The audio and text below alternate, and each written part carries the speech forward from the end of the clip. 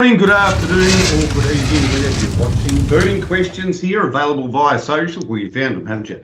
From Harness Racing Victoria. And what a privilege. What a privilege for a little kid from Geelong to have three such wonderful surnames. Justice, Gath and Sugars. But as we were discussing before you joined us, Gregory, you haven't procreated. Neither has Andy. John is the only one keeping harness racing alive. You're in it for yourselves, aren't you? Greg, first of all, you, busy man, do you think there's a chance that the Bonnington name will command the respect and reverence one day that Sugar's Gath and Justice does, or? Geez, highly unlikely, given that you're probably the head of the family at the moment. It's going to have to be a big comeback from your progeny to put that Bonnington name in the esteem as those aforementioned surnames. At least I've procreated. At least I've got progeny, Andy. At least I'm doing something for the game. I don't think Bella's going to be a harness racing participant, but you never know. How are you, Andrew? I'm fine, thank you, Jason. Wearing Hugo Boss again in support of the man that tailored for some of the most divisive, horrible individuals of all time. John Justice, lovely to have you on Burning Questions. And you know what? Quite often people find it extremely difficult to operate this system, but you've done a great job and you were set up in a beautiful part of the house. You've got the little. Thanks, Jason. Yeah, it took me a while to find the spot.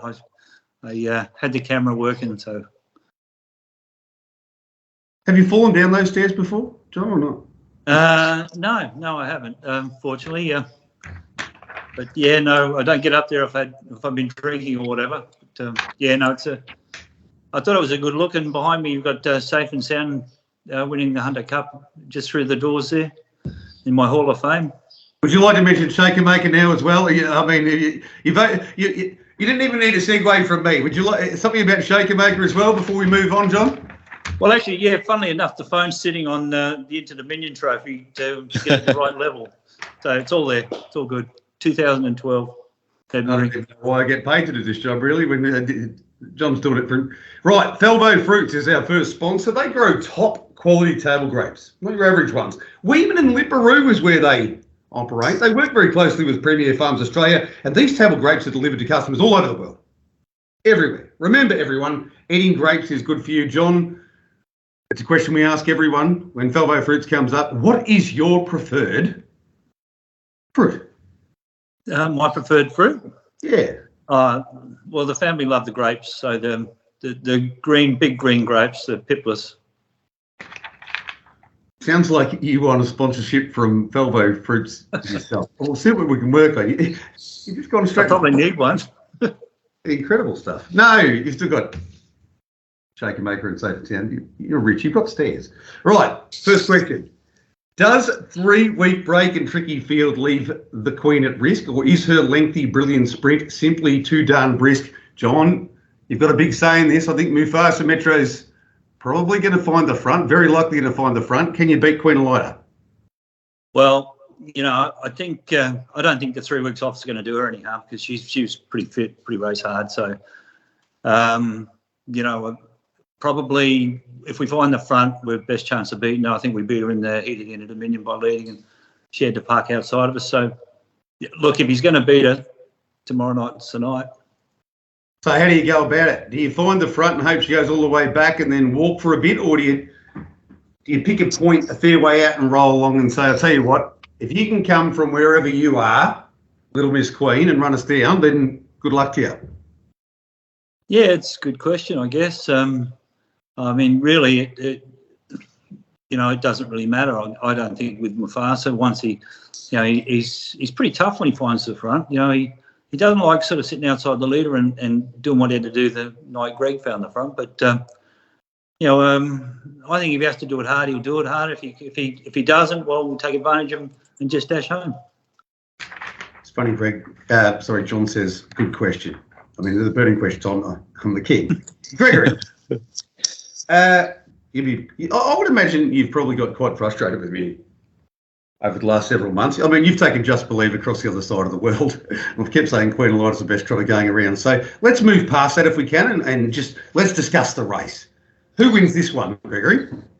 Yeah, it'll be a very interesting battle, I think, between these two main horses. I think they've shown, over the last, 6 or 12 months, they've clashed together on many occasions. And when both horses are probably at the peak of their powers, probably whoever gets the best trip is probably the winner.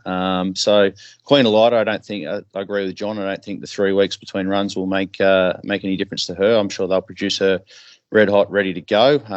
John's horse has probably had, I think he's third up from a break now. So you would say he's probably improving with every run and be nearing somewhere near peak fitness. And on the ideal scenario, if the Queen's got to give John's horse a big start and John's horse is somewhere near his best, I think he will give her a real run for her money. But she's a quality mare.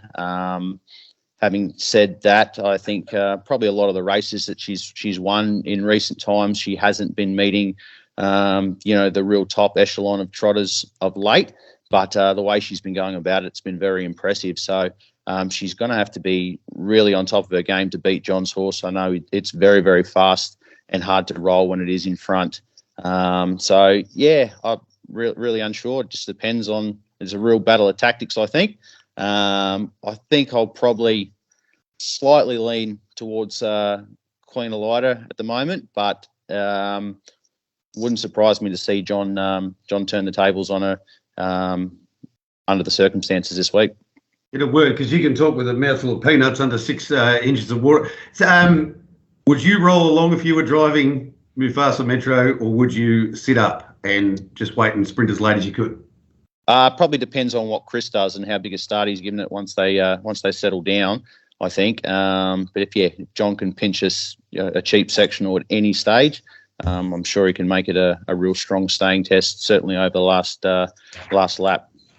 Andy, Greg's left you about 8 seconds to give your opinion, so make it succinct, please. I was going to say, Greg gave an unbelievable summary. Just give me the second question, and I just bypassed the question. I can't add it more than what he had. Surely there's got to be a couple of words. Have you got an adjective, a superlative, something that you can add? Andy, I mean, you are being paid nothing to do this show, so I expect you to be a bit better than this. There's probably been about a dozen questions about Queen of Light since I've been doing burning questions, and every time I find a reason for her to get beat, and most times she wins, so I'll say she'll win again. I think she'll probably win, but I think... And I'm ready Jets in the race as well. We didn't discuss that. Question number 2. In fact, we'll go to another sponsor. Solkiat. Saw Bronte Newenberg in here the other day. She's half of the Newenberg team with Jerome, who runs Solkiat. They combine the power of results and horse sectionals. Results and sectionals. Not just results and not just sectionals, both of them. With Solkiat, you now have access to gate speed, swooper ability and behaviour ratings. Never miss a trainer, driver or gear change again. I don't check the gear changes.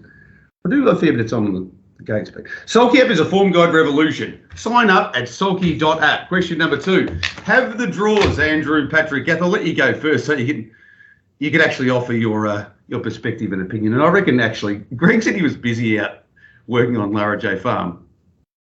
I think he was actually doing form somewhere in the movie room. That's my opinion. Have the draws ensure that Tilly simply has the edge she needs, or will her mate named Treachery go wild with early speed? Now, this will be interesting because last time they met over a short course trip, Treachery went back, Tough Tilly leads, and Tough Tilly just wins, and Treachery flies home.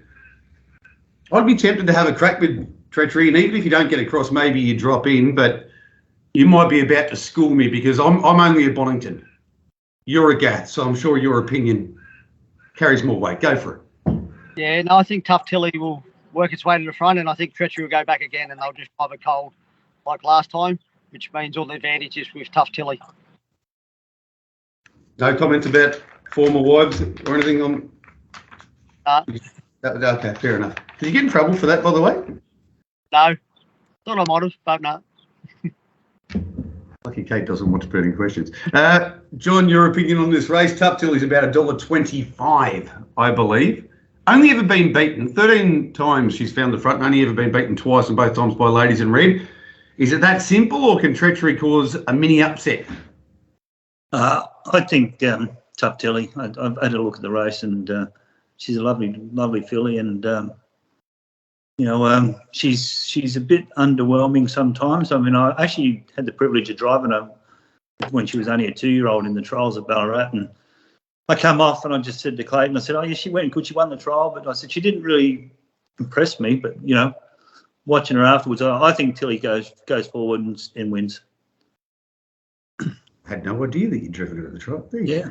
You learn so much from Burning Questions. Andy, you hydrated again now? Yes, I'm fine. Sweet. Gregory, have you got an alternate opinion? No, I agree with the other two. I think, once she finds the front, she's certainly the one to beat. Ultra impressed, though, with Treachery's run at Maryborough the other day. The way the race was run, she wasn't really entitled to finish off as well as she did. So she's obviously going very, very well. But, just under the circumstances of this race, Tough Tilly's clearly the one to beat in my eyes. Now, we know what pictures are behind Mr. John Justice. You look like you've got a beautiful painting of some description. What's going on behind you there, Gregory? Who's that? That's just a horse that's out in the paddock at our place. I can't even recall which horse it was, to be honest. But that was a picture taken by Jess one early winter's morning on Feed Up, and it's made its way on the wall. I once heard a story that Luke McCarthy can name all of his, he's got so many horses he can name them all, and you can't even work out the one that's in the picture behind you. No. Because you haven't got that facial hair anymore. I like it much more when you're a little bit rough around the edges. I don't like this clean cut look. I know you're trying to stay young. We're all trying to stay young. Here's question number 3. Can the fact they follow through behind the fastest starter make defeating Tango and DA just that bit harder? Now, let's be honest. I want to be open and transparent because I don't go around texting looking for tips. I do the form. But I did ask you on the message the other night, Andy, did you think that maybe Outlaw Man can get across the pirate horse at the start and maybe Tango Tara can follow through and assume the front? I know it's going to take a fair bit of doing, but you sort of threw back that Outlaw Man might find it hard to get across the pole marker. Yeah, there's no Arg's got pretty good gate speed unless David Miles lets the hand up to Outlaw Man. I don't think he'd be able to cross it. I never really thought about that scenario beforehand. It might eventuate, it might not, but it's unlikely to eventuate, I'd say. So you needed me to come up with that scenario for you? Well, it was an unlikely scenario. Yeah, but you are renowned as one of the smartest guys in harness track. You need me. You're gonna try it now. Remember what I told you, Ian Buckingham had gate speed? Hasn't now. Beat catch a wave. And District Attorney following through behind La Captain. We'll get to Greg in a moment with that. But does that give it an opportunity to get close enough to be within a striking role? Probably pretty deep race, that race. There's a lot of chances in it. And, we know La Captain gets out pretty good. Do you reckon? Yeah. All right. I mean, you previously had an opinion that his gate speed was overrated, so you've switched on that, or? Yeah, no. That's just things like Captain type gate speed. That's how we rate these days. I think your leading District Attorney can follow through pretty good. So it's going to be close and handy. But whether it hands up or not, I don't know. Depends on the driver and what he's told. What's he going to get told, Gregory? Because La Captain, I think the figure form line probably belies. I think he's going a little bit better than the figure form line. Looks quite a bit better.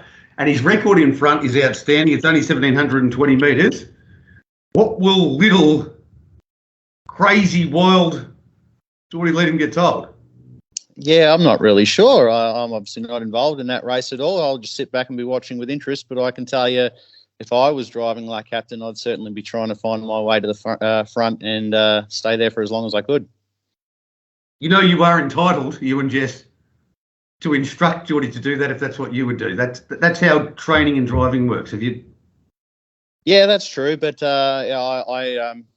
Anthony Butt has a great saying of let the drivers drive, and being a driver myself, I like that terminology. So Geordie knows what he's doing, and I'm sure he'll pull the right rein, or whatever that may be. He's talking about getting instructed. Sorry, Andy? Well, if Greg's not going to give him instructions, I'm happy enough to give him instructions. Hand up to Whiskey Cavalier. That's actually a bit worrying. I would give him instructions soon because there's a connection there. I'd get in first if I were you, Gregory. And I think Ant was talking about non-driving trainers like Andy. John Justice, what's your opinion here on the 7th and 8th races on the program? Better Eclipse, we'll get back to Greg in a moment, but Better Eclipse and Acne have obviously got a class edge in race 7. Race 8, Captain Belisario and District Attorney are both very promising horses. Your thoughts, please? Well, actually, to get back to race 7, I actually don't leave my horse out of that race. He's second up, and I'm instructing the driver to go to the front. So if he finds the front, he'll be hard to run down. He's got to get there first, of course. Race 8? No, we're back to race 7. So do you think you can get to the front with Helliver? Because I can't. Well, she did laugh at me when I told her. I want to have a bet at $41.06. So, well, yes, she did say to me that she's got no hope of getting to the front. But I said, well, that's what I'd do. So that's my instructions. Just tell it. We're talking about your daughter here, Eva. So just tell her you'll sack her if she doesn't get to the front. Just say that's it. That's it. You're off this horse going forward. I actually do follow what Anthony Butt says a lot with drivers. I put drivers on, and if they're good enough to get on your horse, they're good enough to know what to do. So don't tell them too much. But I did say to her, would you have any chance of leading? Because I thought he was a chance if he found the front. So, but she did say no. So I think Eva might be right. But race 8. What are our thoughts there, John?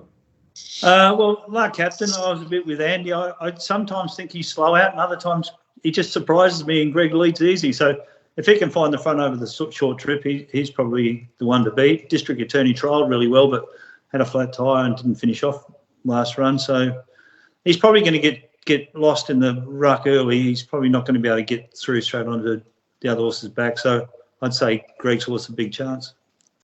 Well, there's one true fact, and I don't want to say, I'm not even going to look at him. I'll look at you, Andy, while I'm saying this.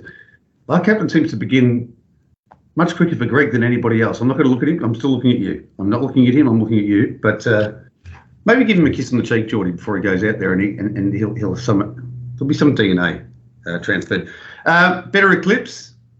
What do we do from the gate, please? GRS. Yeah, obviously. Sometimes that's a really good draw, and sometimes it's a little bit tricky. So it's one of them ones I tend to like following through on the inside on most occasions. But I think my best chance of winning this race is to try and get off as quick as I can. So whether that's pushing through if there's a gap or just being negative right from the word go to get off, I think that's sort of what I have to do, get him out in the clear. So however that gate speed unfolds up ahead, with your scenario unfolds and I can get a good trail through behind those horses and love a handy spot, that's what I'll be trying to do. My scenario, I thought you'd get off. How did that become my scenario? Do you think you're the one to beat? I've actually tipped him on top. Yeah, look, I'm really happy with the horse. He's all his runs of late have been terrific. So can't really fault the horse in himself. So always at this sort of level, you need a little bit ounce of good luck on your side. But if he gets it, I'm sure he'll be very hard to beat. I think it's worth noting that at now, 17 of his 19 wins, Andy, have come in front. And his record from the second row is not that great. No, it's not. But, generally doesn't go well first up, as you know, and everyone else knows. Even though I got whacked about it. You like to see Act now perform at its best before you on the second row, especially at short odds, I reckon. But I think Greg's horse is going fantastic. Definitely the one to beat. Was just giving you are you supposed to be out working again? Because your eyes just sort of drifted for a moment, and they were worried eyes. There's the eyes you going on use when you're looking at a wife or a partner. Are you okay? They're knocking at the door, waiting for me to get back out there. So we've still got a bit more to do. All right. Well, there's only one more question.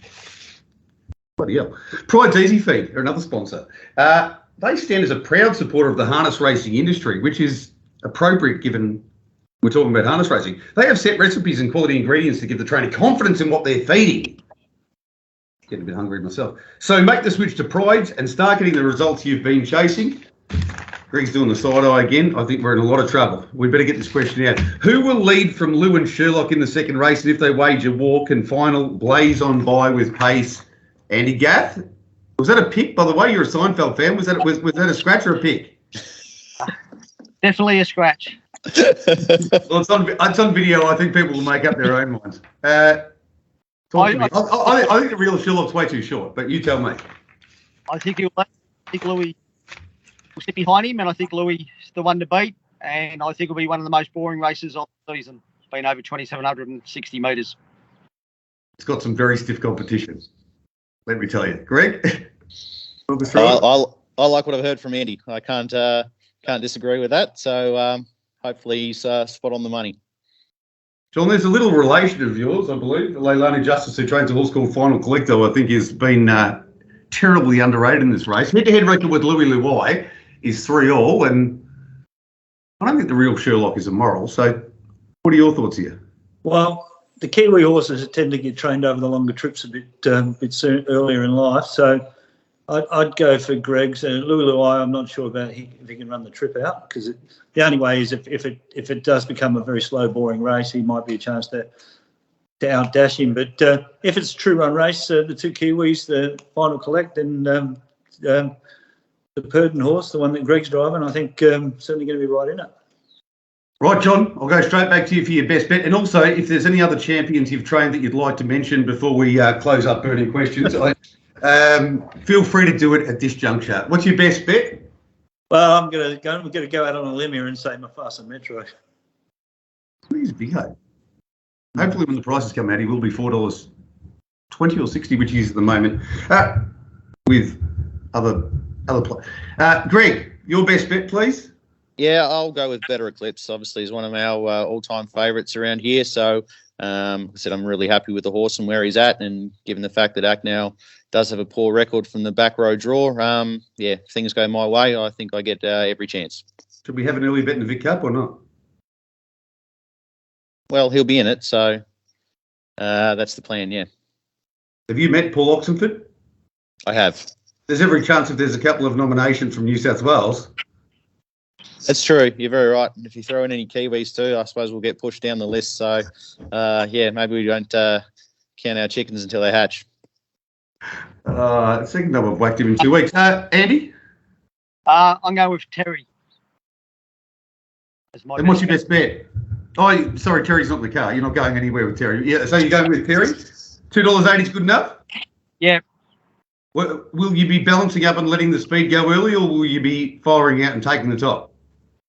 No, you won't be doing any of it, by the way, but what will the horse do? He won't be coming out early. But he will win? Yeah. God bless him. And just a bit touchy quickly?